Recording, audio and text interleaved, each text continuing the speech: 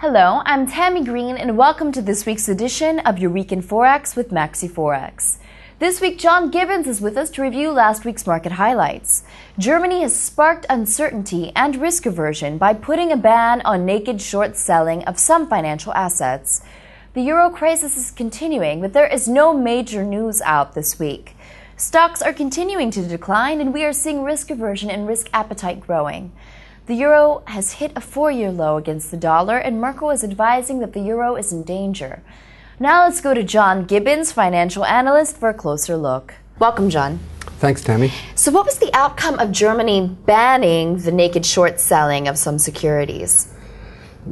Well, this sparked uncertainty, and a brand new wave of risk aversion flooded the market, which helped to raise the dollar and the yen. This ban also triggered anxiety about whether we'll see more regulation of this sort and other countries follow Germany's example. Comments by German Chancellor Angela Merkel that the euro was in danger further undermined confidence in the single currency. And remember that the backdrop for this announcement is a very neurotic market, which is inclined to give any euro-related news a negative spin, at this time, of course.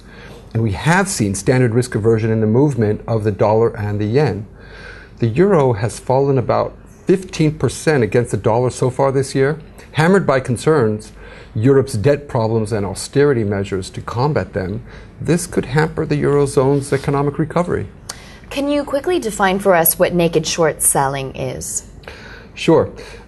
Naked short selling involves selling a financial instrument without first borrowing it or ensuring it can be borrowed. What do you think Germany's decision says right now about the future of the eurozone? Well, it's become crystal clear at this point that although it is called the European Union, these are still separate countries with their own political agendas. This actually, I believe, is at the root of the nervousness that was felt last week over Germany's announcement. Germany also appeared to catch its eurozone partners off guard as well. Germany's curb on speculative trading has cast a huge cloud of doubt on Europe's ability to build the sort of economic governance that many believe is now essential for the euro's survival. The move stunned France and showed how the eurozone's two largest economies, Germany and France, are struggling to coordinate policy during the debt crisis that has engulfed the single currency. France and Germany will have to start speaking the same economic language, or else the euro will disintegrate.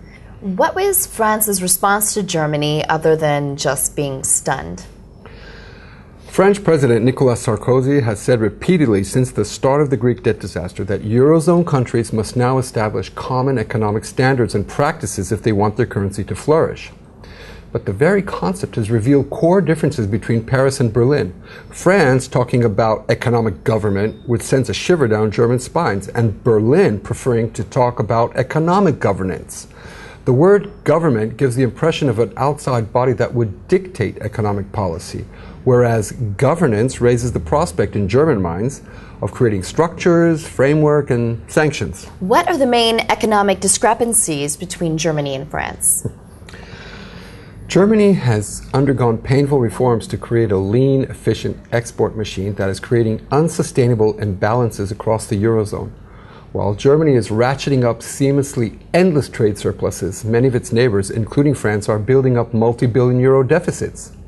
The answer for Paris is that Germany should boost domestic demand and cut taxes to encourage imports. For Berlin, the answer lies outside its borders. Other countries should simply copy it, primarily by lowering wages. Could you give us some technicals for this week? Sure. Let's discuss the Aussie dollar. The Aussie dollar has broken through layers of support to confirm a top on a break and hold just below that point its August 2009 low of 81.55. This low will be targeted ahead of its strong level at 80. We expect this level to contain its current declines on initial testing and thus push the pair back up and possibly trigger a corrective recovery. Its RSI range is bearish and pointing lower, which is in support of this view. Alternatively, the pair will have to break and close above the 85 and 85.76 levels to clear the way for a recovery towards the 87.04 level, followed by the 90.77 level, which is its May 2010 high. The Aussie dollar has a lot of overhead resistance to overcome if it stages a corrective recovery. Well, thank you, John. It was a pleasure having you with us this week. Until next time, I'm Tammy, and this is your Week in Forex. Don't forget to visit us at MaxiForex.ru.